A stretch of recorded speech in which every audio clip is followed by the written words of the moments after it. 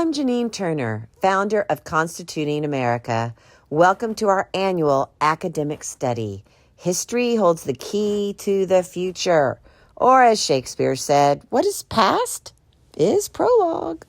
This year's study is entitled The Genius of America, A Journey into Our Republic, a study on Alexis De Tocqueville's Democracy in America. Only a newspaper can come to deposit the same thought in 1,000 minds at the same moment. Alexis De Tocqueville.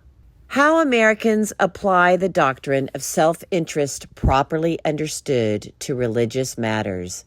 Volume 2, Part 2, Chapter 6. Guest essayist Kevin Vance. And it's pages 504 to 506 of the version of Democracy in America by the University of Chicago Press. How the Americans Apply the Doctrine of Self-Interest Well Understood in the Matter of Religion by Kevin Vance.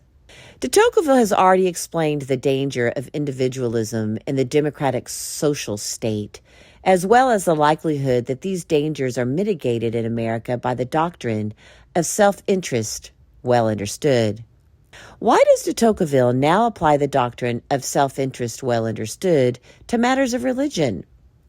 He has already emphasized the importance of religion in America, and the reader can easily begin to imagine the potential utility of religion in further protecting the people from individualism. De Tocqueville's framing of this chapter suggests that his contemporaries often regarded religion as a support for duty, which they pitted against utility or interest. So it may have been important to show how religion and self-interest are harmonized. De Tocqueville also raises the possibility that a conventional understanding of self-interest sans religion would fail to sufficiently remind those tempted to timidity or motivated only by self-preservation that death is not the worst outcome. In the first part of the chapter, de Tocqueville reconciles the doctrine of self-interest to religion, or rather he shows how Christianity has long reconciled itself to the doctrine as a means to bring the mass of people into its ranks.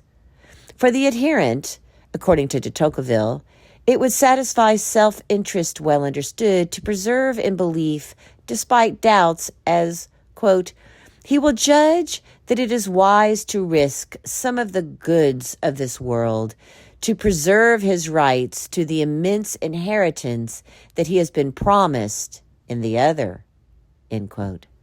In the second part of the chapter, de Tocqueville considers how Americans' practice of religion is actually guided by the doctrine of self-interest as they calculate that the risks of eternal punishment outweigh the, quote, hindrances, end quote, imposed by their religion. They are not ashamed to admit as much.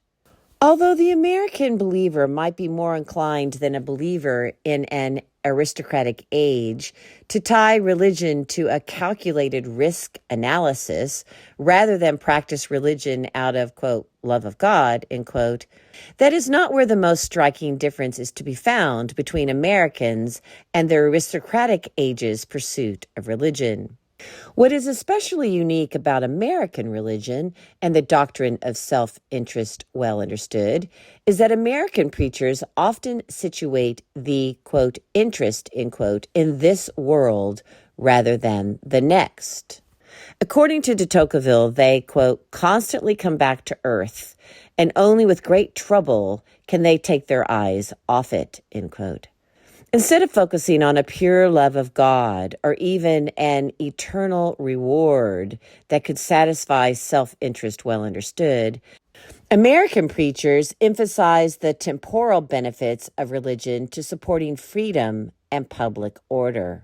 De Tocqueville had earlier noted this propensity of American preachers to speak, quote, so often of the goods of this world, end quote, as well as the, quote, invincible, end quote, distaste of Americans for the supernatural in their philosophical method.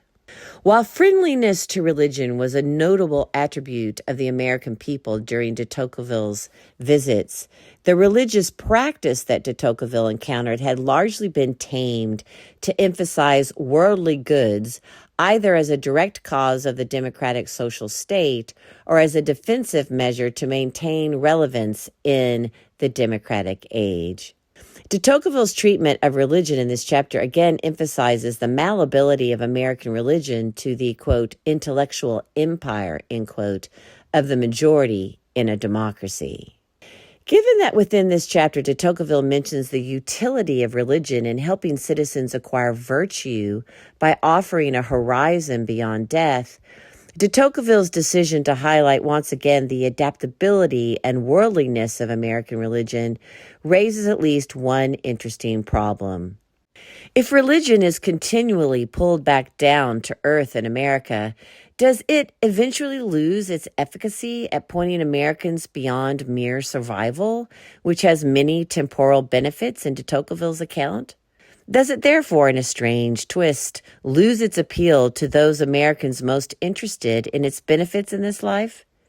The religious practices which most consistently go with the grain of the democratic social state seems to be the kind that would continually leave unchallenged the prejudice of Americans to shy away from the supernatural and look only toward the practical, thus depriving it of what might actually be most useful in mitigating the negative effects of individualism and buttressing a de Tocquevillian understanding of freedom. This essay was written by Kevin Vance. Kevin Vance is director of the Center for Constitutional Liberty at Benedictine College. He received his PhD and MA in political science from the University of Notre Dame and his BA from Claremont McKenna College. His research focuses on law and religion, constitutional law, and American political thought. His scholarship has appeared in the Journal of Church and State, the Oxford Journal of Law and Religion, and the Journal of Law and Courts.